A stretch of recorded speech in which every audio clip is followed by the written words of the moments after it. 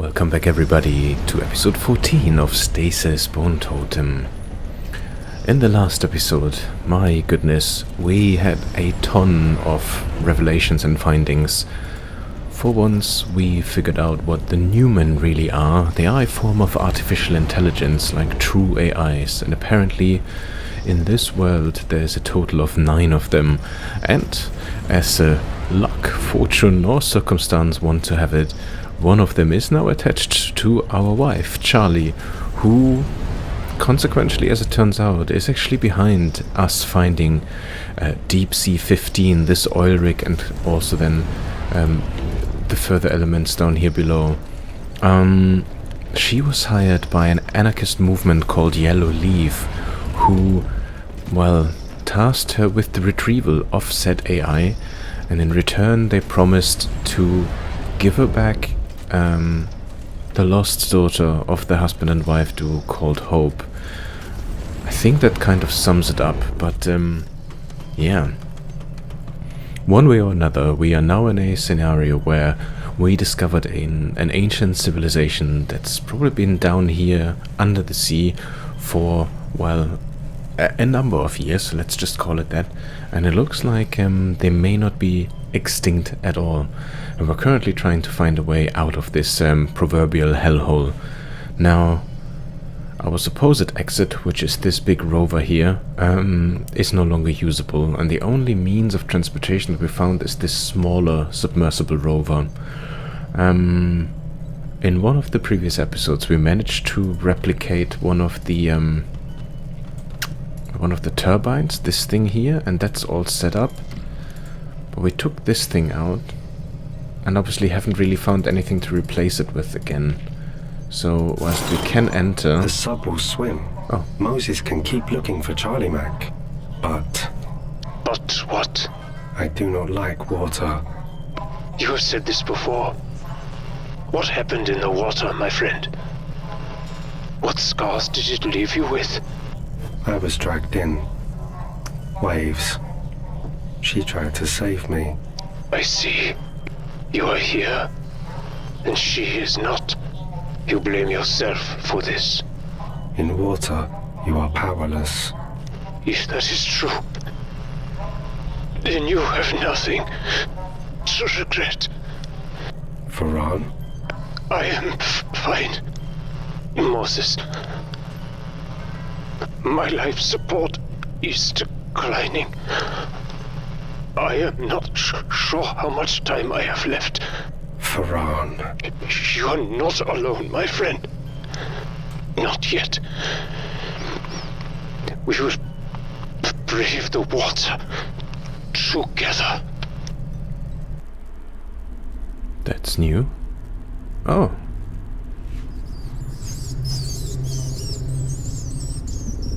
I am a very small bear now. You are a very creepy bear, I'm not gonna lie.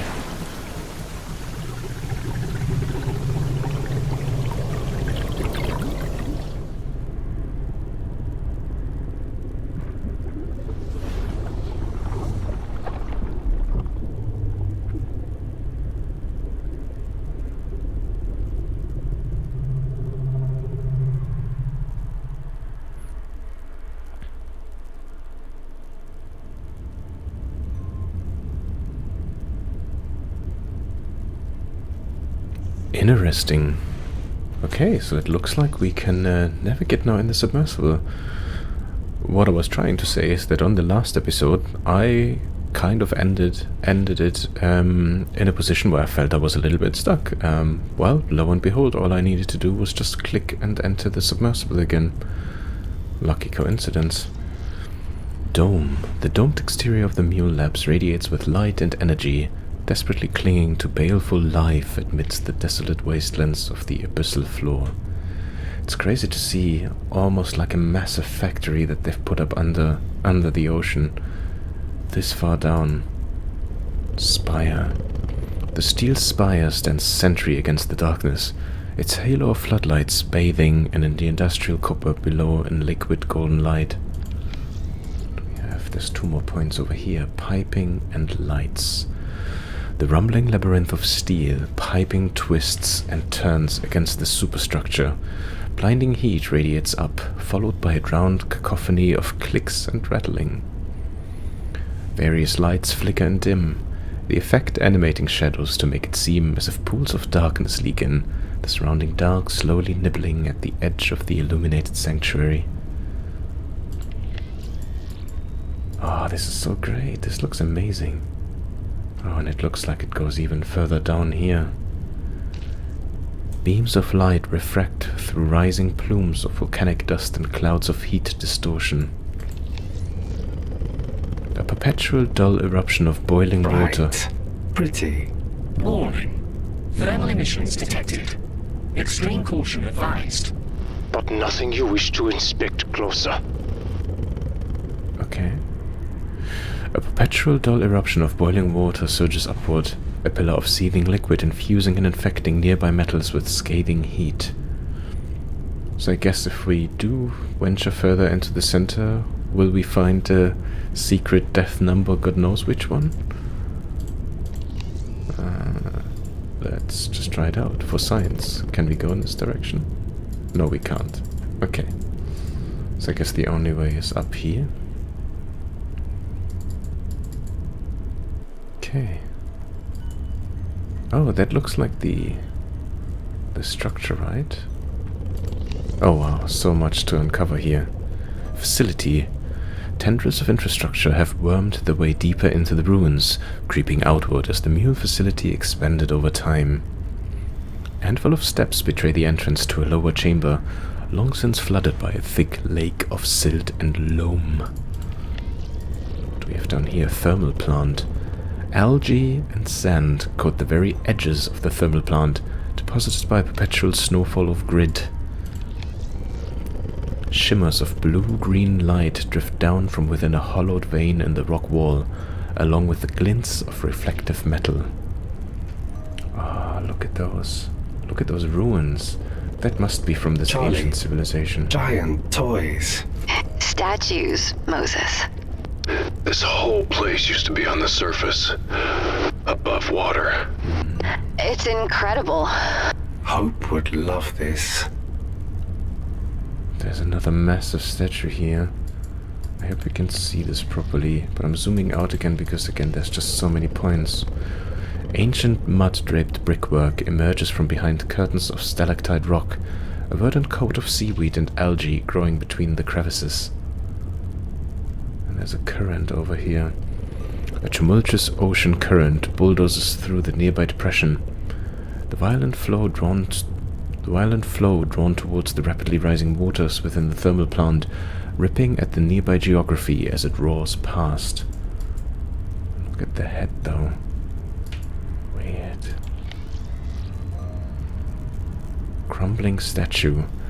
The looming, misshapen figure stands with head bowed, either in respect or solemn mourning. Oh, it looks like we're emitting like a little green... Oh no, this is something else. Submersible rover. Okay, we'll have a look at this in a second. I want to explore a little bit further. Ruins. What little remains of the ruined architecture appears strangely familiar, out of place and time. Stranger are the older ruins buried within. Their dark stone surfaces exposed where the encasing construction has fallen away. A titanic, bulbous-brained figure holds up an arm towards those who would approach, either in salute or a dire warning. We did have the metal, we had the ruins. Looks like we have everything.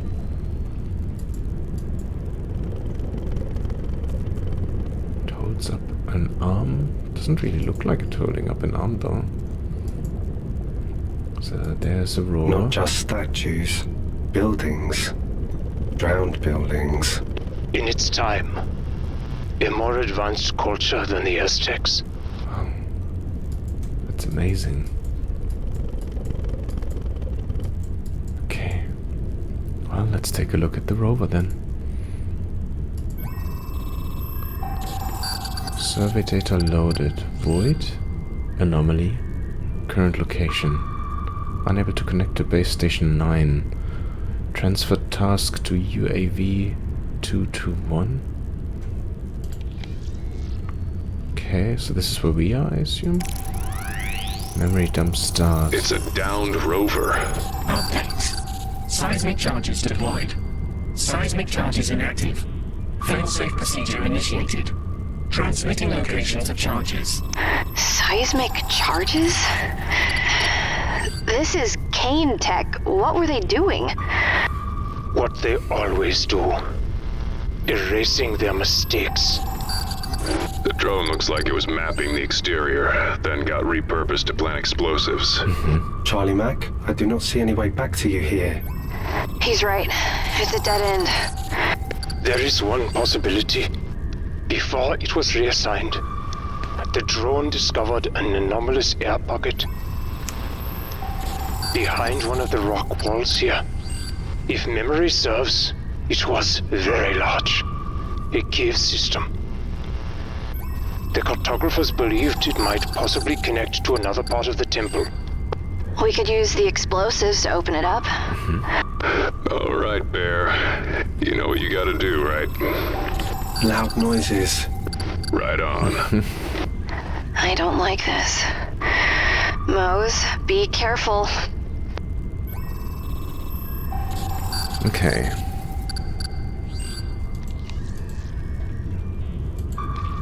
Deployed Tower 41, Gate H6 reactor and primary mapping task interrupted. Can I click on this? I cannot. Background noise sounds like an old modem trying to connect to the internet. I love that our little bear has like the camera attached on his head. Okay, so... Oh. Looks like this opened up something new. Let's go over there. Survey data loaded.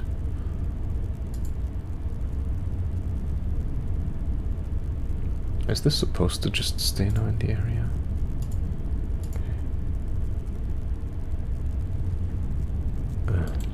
Okay, I can click all three. I'm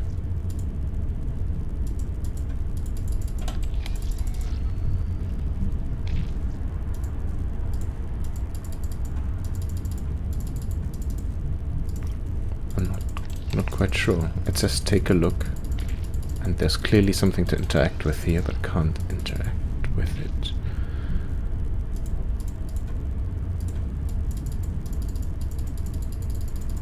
No. No.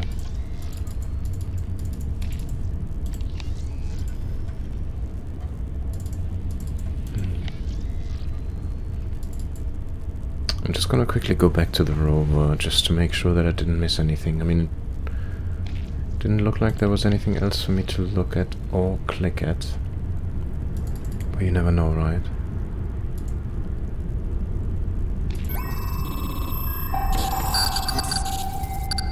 Deployed reactor. Primary task interrupted. What's the primary task? Did I miss something from the conversation? I think wasn't there a way to... Conversations. It's Dawned Rover. Seismic charges. Kane Tech. Erasing their mistakes. Drone looks like it was mapping the exterior, then got repurposed to plant explosive. Not see any way back. It's a dead end. Possibility. Before it was reassigned, the drone discovered an anomalous air pocket behind one of the rock walls. It was a large cave system. The cartographers believed it might possibly connect to another part of the temple, so maybe a connection between the places where they are. We could use the explosive to open it up. Yep. You know what you gotta do. Loud noises. Right on. I don't like this. Be careful. Okay, and then obviously the take a look option opened up. And I can't click this. Maybe I need to have a look if there's something, if there's another one as well. That could be. Okay. Yeah, because I can't do anything here and there's nothing else. Okay. Let's go back then. If there's one thing we've learned so far from playing this game, it's that you constantly want to move between the different places. Let's go back here. See if there's anything else that opened up on this side. Oh, I'll have a look. Seismic charge, 3 of them. Shall we just start with the furthest one? I don't know if it makes any difference in terms of the order, but let's do it. I have found the first bomb. It's not a... is this really something we want him to try and do? Who else can do it? Continue, Moses. Disarm that blast charge. Disarm all of them. 0 to 13, 2 to 8, 10 to 11. What am I doing here?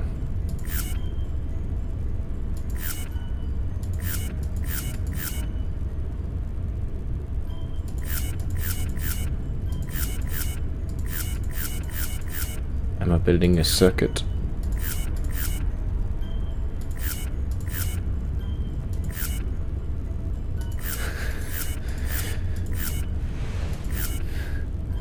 Okay, 0 to 13. 0, 13. I'm not sure I understand. 2 to 8.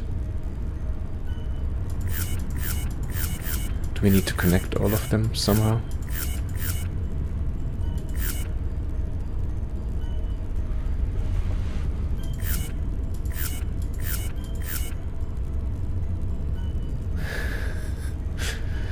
That can't really be it, right?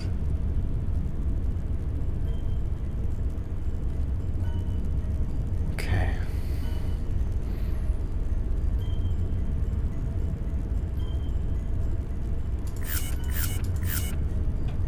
Now we have 2 closed systems.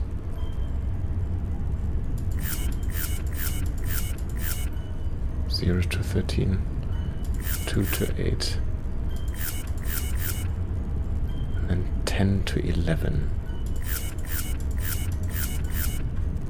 That would be this, you know, 10 to 11, 0 to 13, and 2 to 8.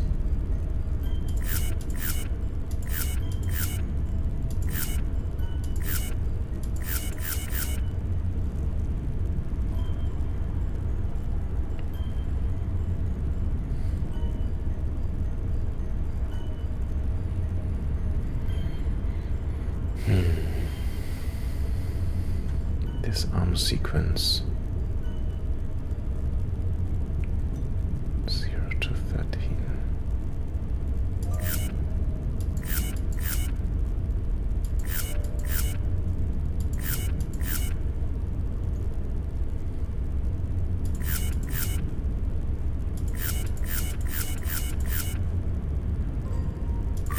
This bomb will make no loud noises. That's it. Good job, Mose. I just needed to remove the pipes from the other ones, and that was it. Okay. Let's go to the next one then. Sometimes it really is a matter of try not to overthink it. Be careful, sweetheart.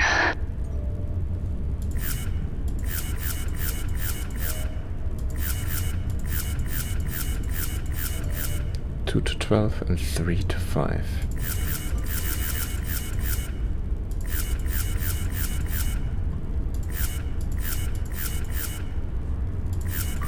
The second bomb is silenced. Not bad. Not bad. Nice one. And now let's go to the third one. The third bomb. I see it. Watch yourself, Bear. Okay.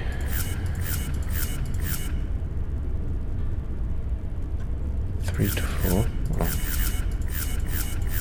3 to 4.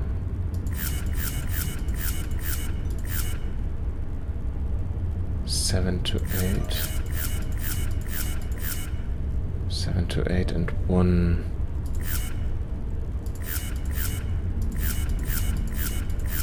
To 12. I have defused the third bomb. There you go. Wonderful, my friend.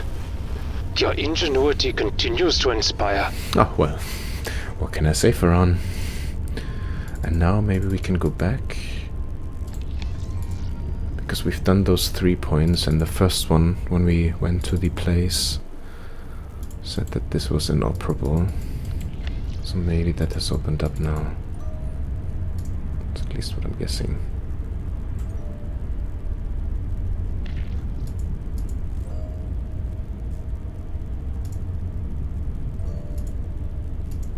Charlie Mac, the noises go here. Yeah, Bear. All 3 of them. Are we sure it's not too much? We want to preserve the air pocket inside, not collapse the whole thing. Computer knows what it's doing. At least that's what you always say. Yeah, but Moses wasn't involved then. Do it, Bear. My Mac.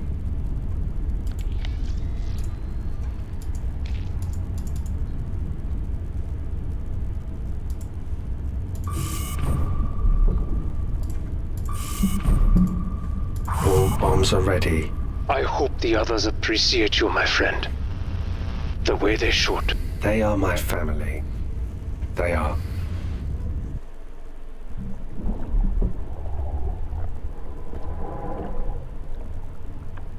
Okay.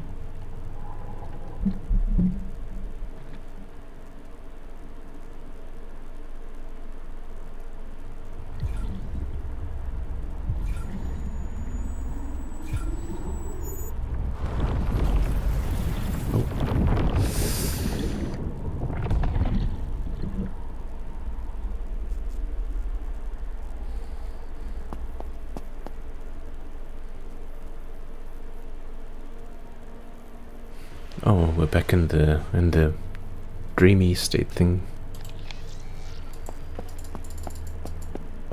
Charlie Mac are at the funeral. Bears are not allowed.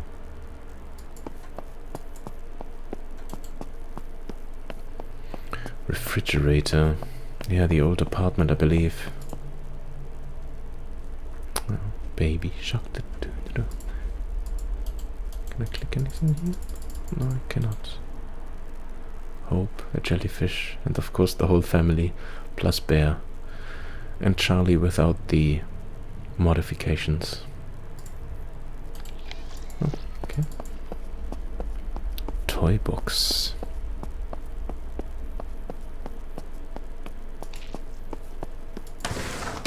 Mac is right. My fault. I am not a good bear. All you have to do is blink. Oh. Moses? Moses, where are you? Kane! I could hear that from here. I am okay, Charlie Mac. I am brave and strong. I am in a cave. There is something here. Okay. Something enormous. Look at that. Mac, it's definitely metallic. Yeah.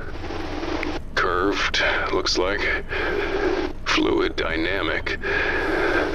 Moses, keep looking. See if you can find more of it. My Mac. So look what we have here. Bioluminescent light.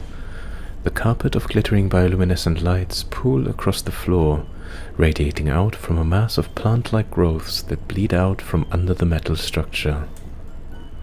There's a cavern here. The glowing colors shift and move in rhythm in this pocket of dead current. A softness looms over this alcove, blunting the distant rumbling of the thermal plant. Let's see if we find anything else. Sand cloud. A puff of debris and agitated sand bleeds from the gaping wound inflicted on the rock wall. Quiet thumbs and rustling of falling debris echo within the chamber. It's really, I like the design, and I hope you can see this to a degree, like this almost like dust cloud that is going up and down here right now. Structure. The supercolossal bullet-shaped structure, aged and dilapidated, juts out from the rock wall. Corrosion and rust suffuse the metallic plates, its curved hull reflecting an unsettling kaleidoscope of shifting blue and green lights. Then the back here looks like an air. This is where the air comes from, right? Let's see. Gap in rock. Luminant radiation seeps from a gap in the rock wall, the glow catching on passing debris and swimming microorganisms.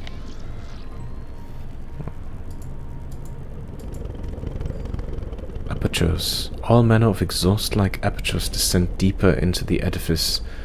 Wispy blades of seaweed poke out like nose hairs. Can we go over there? I just want to see it because it's all in the dark. Oh, I see.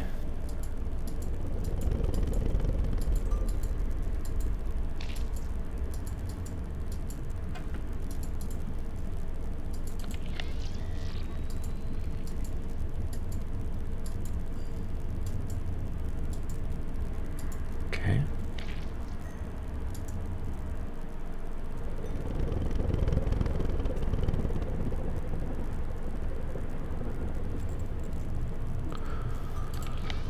Oh wow, okay.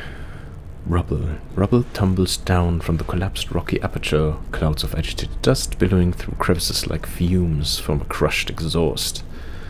A slow and perpetual metallic moldering crawls over the outer skin, a testament to the immutable decades this construction has endured. Okay. Oh wow, this is the Russian design again. The star-hilted sword backlit by a radiant cog, an infamous emblem of the long-defunct Soviet Union and the decrepit badge of ownership for whoever built this structure. I still don't really... That's the part that I don't understand. How do the Russians fit into all of this?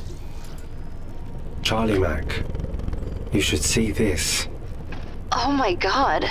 Look at it. It's a sub. And by no means a modern one. It's Soviet. Oh my god. The subject of much debate when it was found. A new variable in an already impossible equation. It's sunk here. What happened to the crew? They survived the crash. For a time. But there was no escape. There was only sacrifice. And pain. Explains the bodies we saw. True. Classification. The designation likely details purpose and classification, though intervening ages have likely sentenced any associated meaning into forgotten obscurity. So something with BC 555. And I can't read any of that anymore. Rock pillar. Tendrils of algae grow from the gnarled pillar of rock, floating slack in still currents like ancient torn flags caught in time. Light. The shifting curtain of light radiates from down from an air pocket above, cavern floor reflections waltzing in tune to the shifting liquid surface. And then there's the hull. Tears and punctures within the hull allow cursive glances inside, though no details emerge from the darkness beyond. Guess we can't really see anything in. But it looks like there's an entry point, am I right? That is it. It's massive. Okay. Holy moly. The water surface shimmers and oscillates, agitated by the recent emergence of the rover. A barricade of rock bisects the cavern, a parade of natural pillars comprised of converging stalagmites and stalactites. Oh yeah, the submarine. The upper portion of the structure emerges from the brackish water. The aged surface is blanketed by ravenous corrosion, withering the outer shell and threatening collapse. Floor. Machined labor and human traffic have crushed the underlying rocks into rubble, submerging them into the shallow mud. Buried shards shift under footfall like pebbles in lake bed. Oh, there's a hatch, so this is where we can go. Oh my goodness. Fin. The discernible submarine fin. The conning tower stands caked in rust. Its slow disintegration leaving motley rents and tears that exposed the interior, followed by the hatch. Gnarled knots of rust ring the airlock's circumference. The hinges malformed into orange clumps of oxidized metal. Here we had all of this, so let's take a walk over here then. Still in pretty good shape, all things considered. Guessing we can't just drive it out of here? I don't think that would go well for anybody. No. Can you imagine? Just pop in and just get it to start? If there was a way, I'm sure the crew that originally drive it down here would have made that attempt, no? An antenna. A stubby antenna pokes out from the submarine's head, its cabling detached and rerouted to the impromptu dish below. A cavern. A quiet ensemble of plopping echoes throughout the cavern as drops of briny water tumble from an unseen inverted forest of rocky spires above. Primordial air dampens fur and moistens rock amidst a thick aroma of earth and salt. Oh, here's the big satellite dish. The unusual transmitter appears to be state-of-the-art for the 1980s. However, scuff marks and disturbed dust give the impression that it has been used to broadcast a signal in recent years. Oh, and there's a document here. Very nice. We'll take a look at that in a second. And then I guess this leads elsewhere. Machined labor and human traffic have crushed here. That we had already. Surface. Reams of clag have been tracked onto the vessel's surface. A mess of footprints and wheeled grooves. And lights. Half a dozen light cages hang from the hooks drilled into the rock wall. Starved of a functioning power source, they dangle uselessly in darkness. A giant plate. No, Moses. It's a satellite dish. They were trying to contact the outside world. It hums. I can feel it. It is still active, yes. A modified version of the submarine's communication systems. After all this time, it's still transmitting? It is how the site was first discovered. By Kane deep-sea rovers. Ironic. Only now, after no one is left to rescue, was a distress signal finally received. Wow. Wow. Okay. Let's have a look at this document and see what this is about. Scanning and translating. Georgi Maximili Seaman. Letter. My dearest Anastasia, I write to you from the ocean's depths with a heavy heart and a longing soul. I fear that I may never see you again, and I must pour out my heart to you in this letter, lest it burst with the weight of my love. I have seen an incredible event that has shaken me to my core. As I stood upon the deck of our Lima, my face and arms on fire, I tussled with the captain. Then the shadows came upon us. They had assailed our captain, intent on dragging him down to their watery lair. I watched in horror, and then something miraculous happened. They stopped their attack. Instead, they took him in their loving arms and carried him away. I do not know why they spared him, or what fate awaits him in this unwater kingdom. But I know I saw a glimmer of mercy in their cold eyes, and I felt a strange sense of awe and wonder, as if the very fabric of the universe had been torn asunder. My love for you will burn bright until my end. Yours forever, Georgi or Georgi.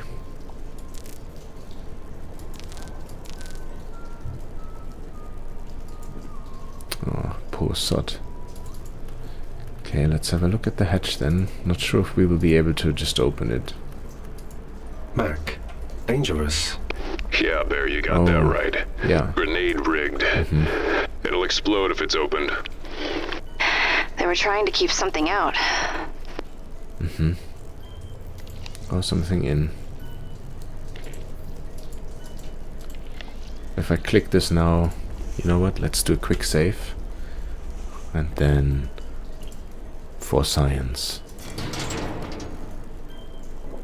Okay, nothing happens. Alright. Could we use any of this? No. Alright then. Let's Let's have a look then over here, because clearly this is where the whole cave is leading us. Oh, a makeshift tent. Oh, wow. Structure. The decrepit architecture glitters in unusual and unsettling ways as radiating light from below collides with its surfaces. The reflected light creates patterns on the nearby walls, akin to flowing water and rippling currents. Glowing lights. The clusters of glowing lights emitted by fungal growths dance in tandem with shimmering lusters spilling out from within the crystals. Body on stretcher. Can we go in there? The clothes... They stayed here, but they are gone now. Yeah, if they sunk, how long could they have survived? With whatever supplies they had, not long. Pretty lights. Mac, he's right. Look. Bioluminescence. Explains a lot. Body on stretcher. The clothed skeletal form lies prostrate, absent flesh giving the appearance of uniform several sizes too large. Can we zoom in? No, hardly recognizable, so that's fine. There's some dark stains over here. Large dark stains bleed out from accumulated dirt. Splatters speak of something spilled or cut open long ago. Dead bodies. The two corpses, their legs and sleeves thickened with ancient dirt and muck, lie as if collapsed into a deep, relieving sleep. An air of terminal camaraderie haunts their final slumber. Something blue up there. There's a document there. And many blue lines going over here as well. Tripod. The makeshift tripod built from metal rods stands at the head of a grave mound. Okay. Pots with bone. The interior of the worn pots is filled with blackened lumps and shards of human bone. Hammock. The hammock is little more than a frayed web of threads, unlikely to hold any weight without disintegrating into woolly dust. Cave insects. Clusters of tiny long-limbed insects cluster in the recesses of the stalagmites, long hair-like feelers waving in absent winds. Oh, there's various graves over here, that's why. Alright, so whatever this is over there, maybe we should start and take a look here first, or is this just... no, it's just an exit. Let's examine the document. Thank goodness that our bear has an internal translation system. Seaman Dimitri, Panzer Dolphin Gronk, radio operator. Report. April 1st, 82. Akula was deployed to great success. The housing of piezoelectric ceramics and magnetostrictive rare earth alloys produced the ULF underwater signal as planned. One more test and we can go home. Akula. Is that the reference to the satellite dish, maybe? 11th of April. Boinya's nowhere to be seen. He's hiding in his sanctuary, muttering to himself. He's not taking the lieutenant's death well. Andre, you intractable bastard. Look what you've left me with. The officers have gone into a spin, and the seamen are following suit.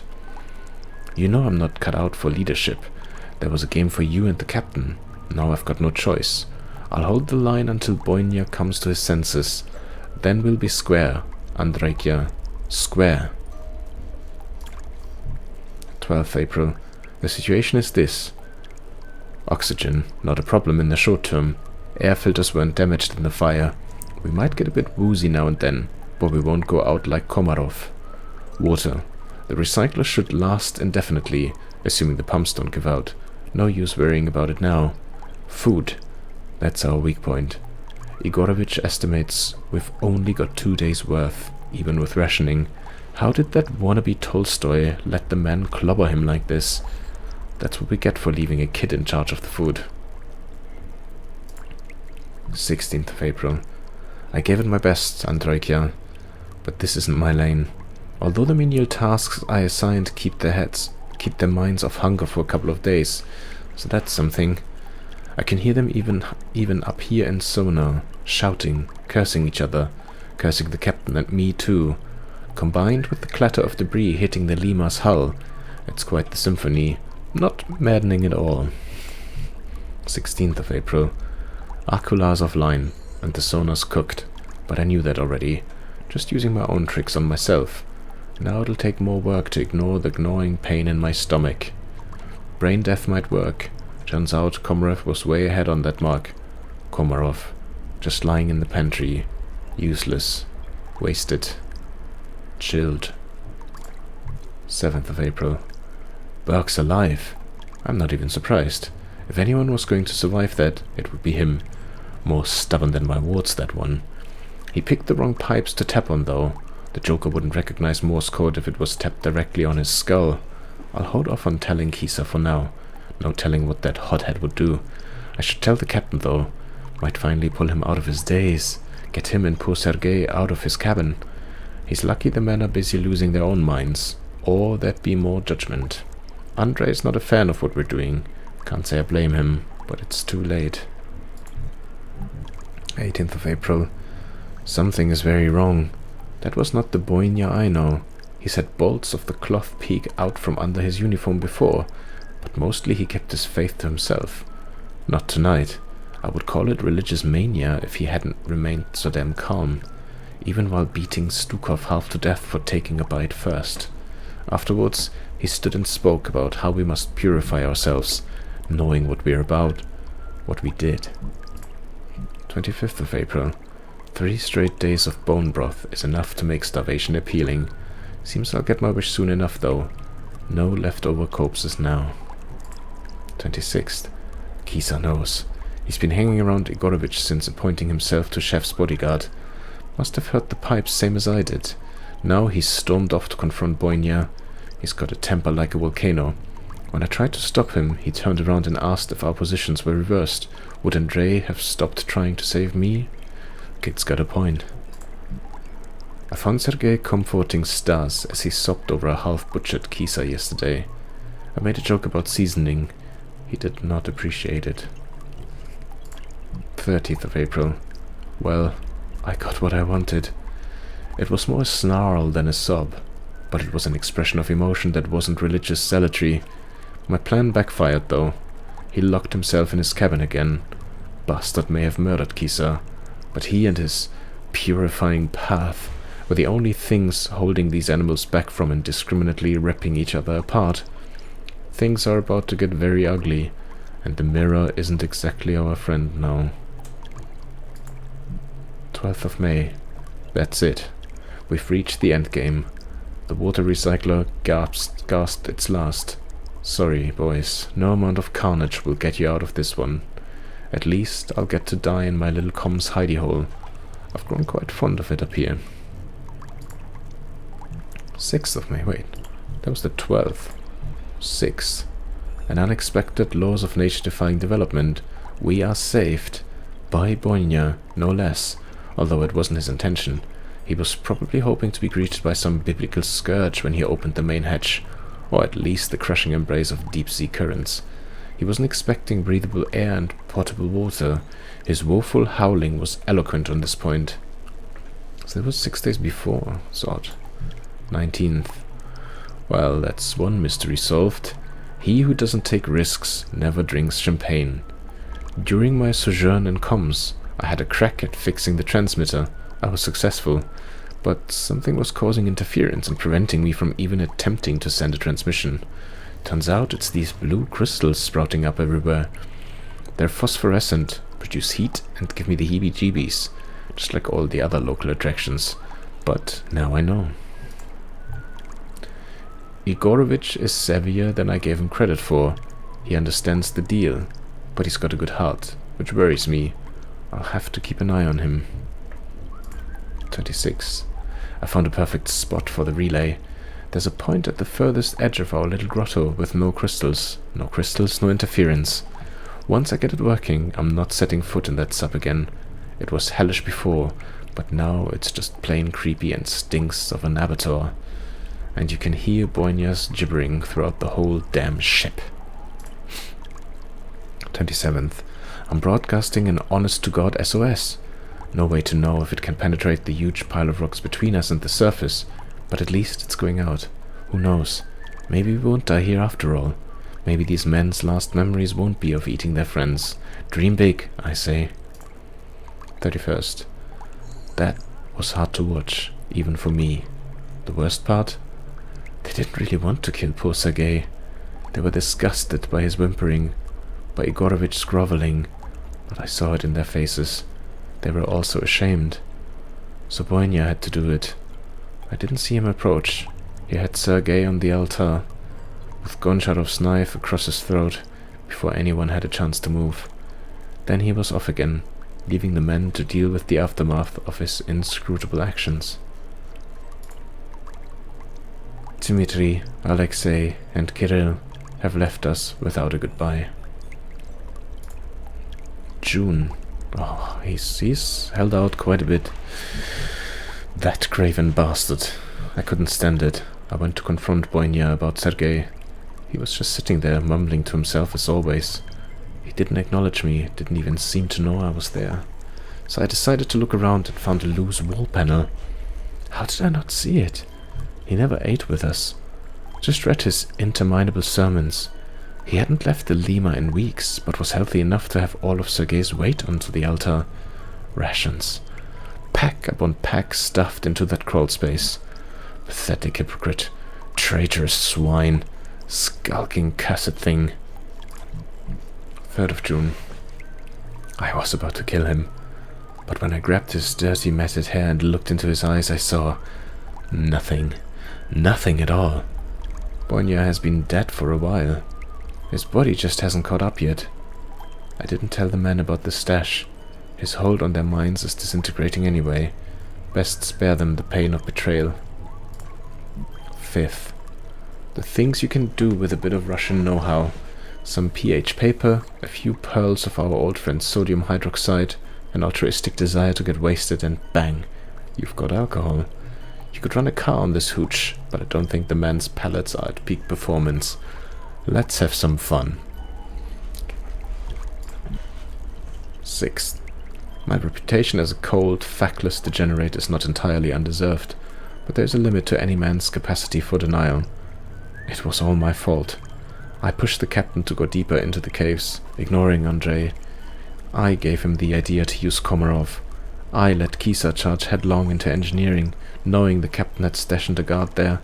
On and on and on. At least, I helped provide a night of laughter and mirth for the men. That counts for something. 7th. Gone. Everything and everyone is gone. Those things, whatever they were, laid waste to our oceanside sanatorium. Boynia's stashed rations are gone. The water is polluted with blood. The things dragged Boynia from the Lima as he screamed his head off about his last chance. No idea how they knew he was in there. Farewell, Kolya. Non-being is better than madness. 11th. Oh. My solitude is complete. Should have made fewer jokes about using Stas' corpse as furniture these last days. Too much truth in those jokes now. It is peaceful though, here by the water, next to my steadfast little transmitter. I jerry-rigged the busted water recycler into a possible hydroelectric turbine. I reckon it will keep the batteries going for a couple of years, maybe more. It's a clever bit of engineering. Here's hoping someone else will get the chance to appreciate it. Now, time to sleep.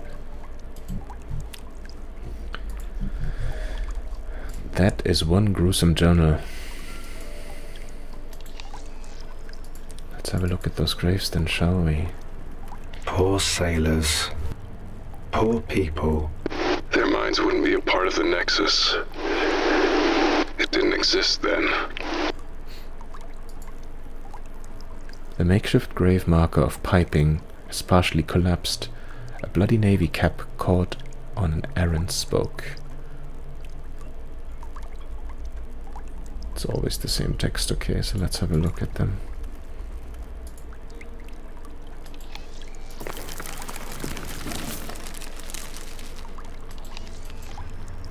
Anything here?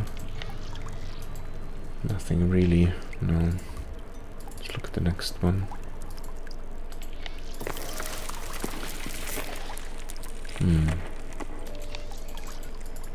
Nothing here either.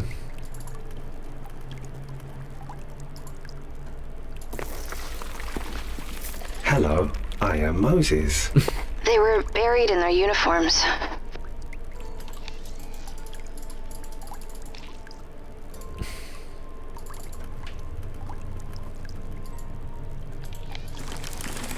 Charlie Mac, Oh, is it a puzzle? No, Bear. It's a booby trap. Be careful with that. Interesting. well, we have a synthetic armor that could bear trap with arm. And what's this? Dagger with chain. It's a sword, like old-timey movies. Let's maybe give this to... yeah, let's give this to Mac, and the same with this one. Because I want to see what he says to those things from a description perspective. If it was chained up, it wasn't for everyday use. Probably reserved for official or ceremonial work. Unlinked from the chain when needed. Wow. Did you really just do that? Trick is, breaking the chain off as close to the hilt as you can. Cool trick. Okay. As a badass kid, I had dozens of these swing from my jacket and leather pants. And the dagger, the ornamental design doesn't look like it was meant for stabbing, more slicing or teeth picking. Okay. Dead meat has its uses. Better a useless limp than one of my own, considering I only have one real one left. Can we break this one? Arm shot from the bear trap. We can. But this synthetic skin is something else. Skinning mech arms is not something I saw myself doing anytime soon. And open bear trap, primed and ready to snap again at unwary feet. Okay. Okay, that gives us something. Let's have a look over here then, shall we? What a finding. Oh. Okay. So it's basically a full circle that we can walk.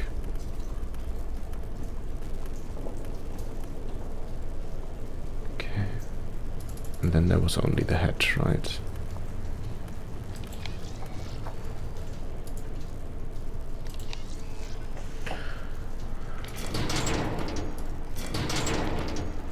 Okay, nothing we can do here just yet. I'm not sure if any of those things would help us with that, but we can certainly try. Oh, look at that. Great. Now it's got a grenade. Okay.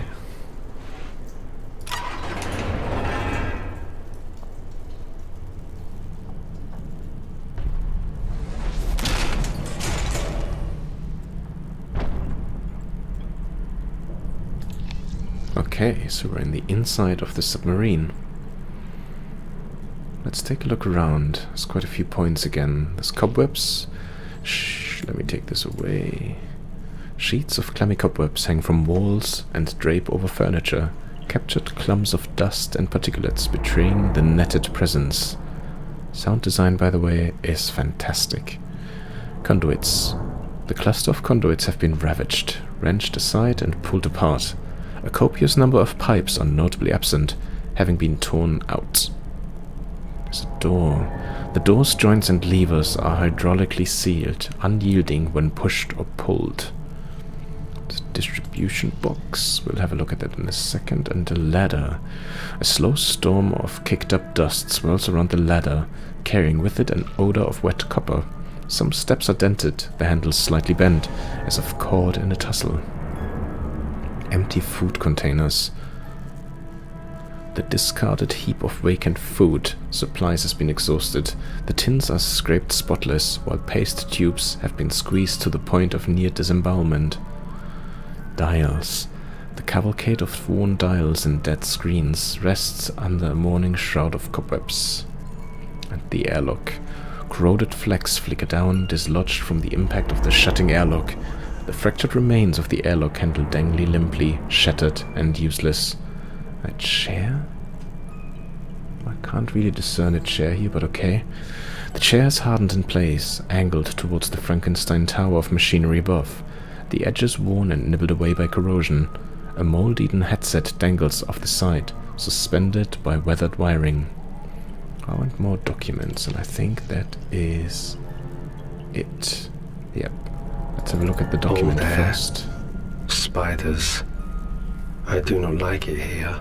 This is no place for children to play. More than that, it is a tomb.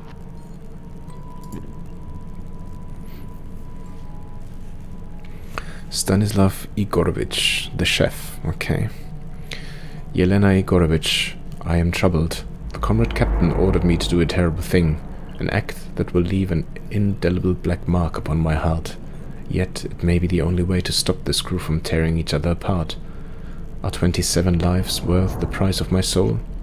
These musings are moot. I dare not refuse, and Gronk waits outside, listening to my pipes. I know that man is eccentric and dangerous, but what a time to inspect my plumbing. Regardless, the path ahead leads deeper into the dark. I will need you in my heart, a beacon. Yours always, Stas. Yelena, I have begun my work. I hate to describe it as such, but I know not what else to call it. My burden? My shame? At least I helped Komarov get the last laugh. He'd always ask me to make golubtsi. I'm sure he will enjoy forcing the men to eat boiled cabbage one last time. I thought it would just be Komarov. I thought we were giving him dignity, creating life in death. But it only led to more death, to a hunger for it. When the captain brought Kisa to me, he broke the seal. Goncharov has assembled a pack. They've been taking other crew members, delivering them to me fresh. They guard me at all times, so I am not free in my actions. The other survivors have been rounded up, tied in the next room. We have no refrigeration now.